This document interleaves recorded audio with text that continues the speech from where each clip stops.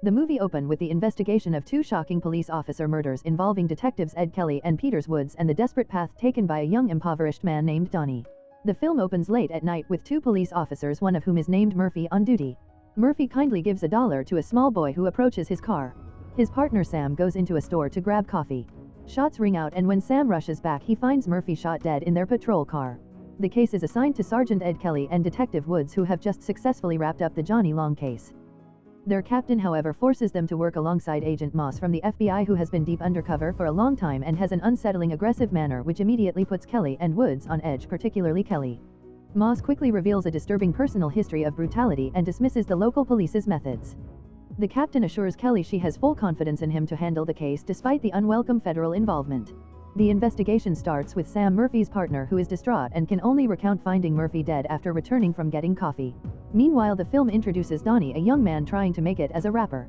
He is seen with his friend attempting to negotiate studio time from a menacing figure named Joker, a local loan shark. Donnie doesn't have the cash up front, so he accepts a deal where he will owe Joker a debt. Moments later, Joker is seen menacing another man over a small debt, but Donnie steps in to pay it off, now owing Joker a larger amount. The tension in Donnie's life is contrasted with a domestic scene where he is with his mother. She is ill and needs medication but is buying food instead. She is annoyed by the loudness of his music, which she calls noise, and his lyrics about the devil. She prefers the gospel music of Mr. Tommy Tunes and tries to get Donnie to dance with her. She then has a sudden severe medical episode, collapsing while Donnie screams for help. Kelly and Woods are shown grappling with the emotional toll of Murphy's death. Kelly's wife Jacqueline calls to check on him and they discuss how Bob Murphy was a great guy married with 2 kids. Kelly struggles with the news and his partner Woods tries to defend him when Agent Moss attempts to undermine him, suggesting Kelly is unfit for the case due to personal issues. The investigation gets a lead, a possible witness. Woods is sent to canvass for information and Kelly decides to check out the cabins. The witness is identified as Stephen Jones, also known as Joker. The detectives also spot a picture taken at the gas station with Joker and another individual who they suspect is the witness. The team, including Moss, interrogates Tim, a friend of Joker's whom they find at the pool hall. Tim is scared and under duress and he tells them Joker frequents the pool hall. Tim's cousin later bails him out of jail, but not before Moss lets him go on the condition they can use him later. Donnie's personal life takes a devastating turn when his mother dies. After her passing, a friend Danielle finds him being harassed by Joker about his debt. Danielle intervenes and takes Donnie to Michael, a friend of hers who runs a local mission or shelter. Donnie is cynical about faith, questioning why his mother's constant praying didn't save her.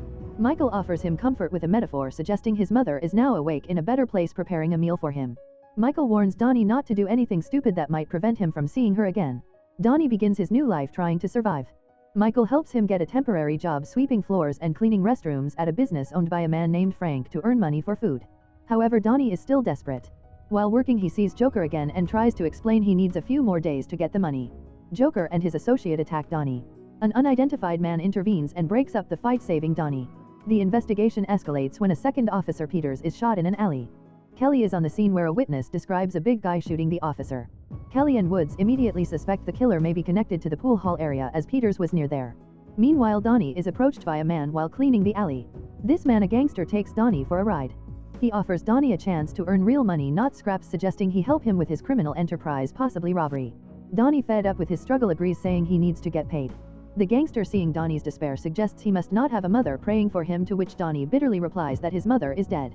Danielle sees Donnie with the criminal and frantically tries to save him, pleading with the gangster that Donnie is in trouble. Michael also intervenes, trying to convince Donnie to come with him and avoid the criminal path. Donnie refuses, saying he needs money and is not built for the slow grind of legitimate work. The gangster tells Michael that Donnie has made his choice and drives off with the young man. Kelly and Woods have a chance encounter with Blake, likely a fellow officer or associate, and they reaffirm their commitment to catching Murphy's killer. The final moments of the summarized plot show Donnie back with the gangster who is planning to use Donnie to help him with some work. The gangster tells Donnie to wait for a signal when they enter a building, leaving the audience with Donnie on the verge of his first major criminal act, likely connected to the ongoing murders. The plot concludes just as Donnie and the gangster are about to enter the building, suggesting Donnie is about to cross the point of no return. Donnie follows the gangster, later identified as the demonic force the Man or Six, into a deal with a desperate man named Red. The gangster tells Donnie their signal will be "let's go," followed by a murder. Donnie is introduced to Red as the gangster's assistant. Red is ecstatic because he's been waiting for the good stuff from the gangster, a powerful drug that Red says kept him high for a month instead of the promised week. The gangster offers Red a free drink of the substance, saying the next one will cost him everything. The gangster then gives Donnie the signal to kill Red, but Donnie hesitates, saying he can't just shoot him. The gangster, disappointed, lets Red live and leaves, telling Donnie that this life ain't for you.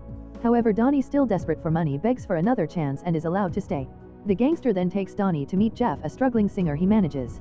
Jeff is incredibly grateful to the gangster for a recording contract, believing the man showed up when he was down to his last dime to make him rich. The gangster, who hints at being a manager who does a little bit of this, a little bit of that, now demands that Donnie man up on the next job, which will require him to pull the trigger. Donnie agrees, feeling ready this time.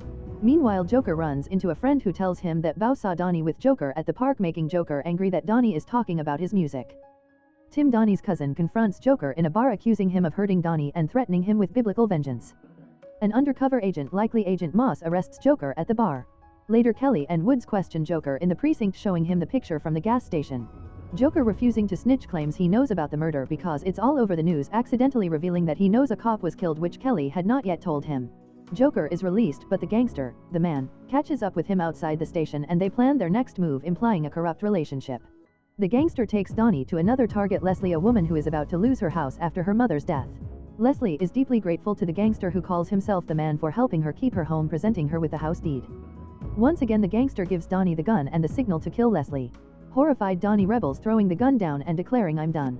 He refuses the money and prepares to leave, but the man holds a gun on him, forcing him into the Jeep. The police investigation moves forward. James from ballistics confirms that the bullet from Red's murder matches the same gun that killed both Officer Peters and Officer Murphy.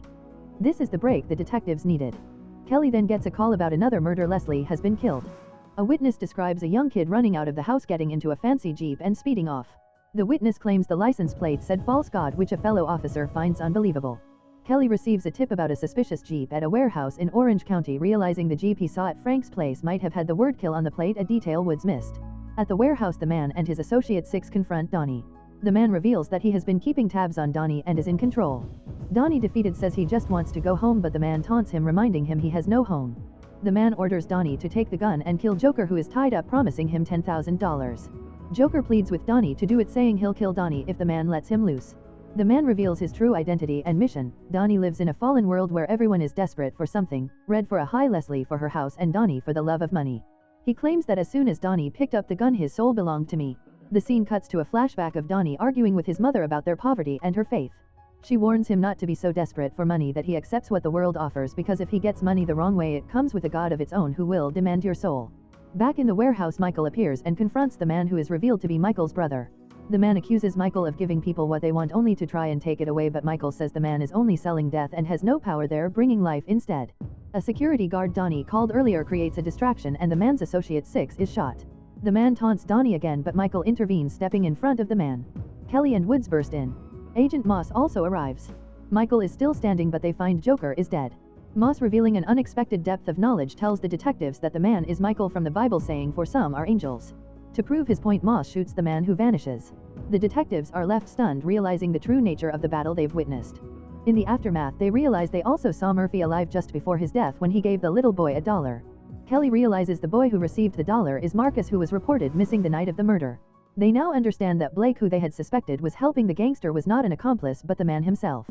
Kelly and Woods decide they must now work with Michael to catch him, even if the whole situation seems unbelievable. The film ends on a hopeful note. Donnie is safe and is now reading his mother's Bible. He tells his cousin Tony that he feels he needs to read it. Tony, who has gotten his own apartment, gives Donnie a copy of his music that he retrieved from Joker's things. Michael watches over Donnie, confirming to Danielle that all her prayers have been answered and Donnie will be just fine.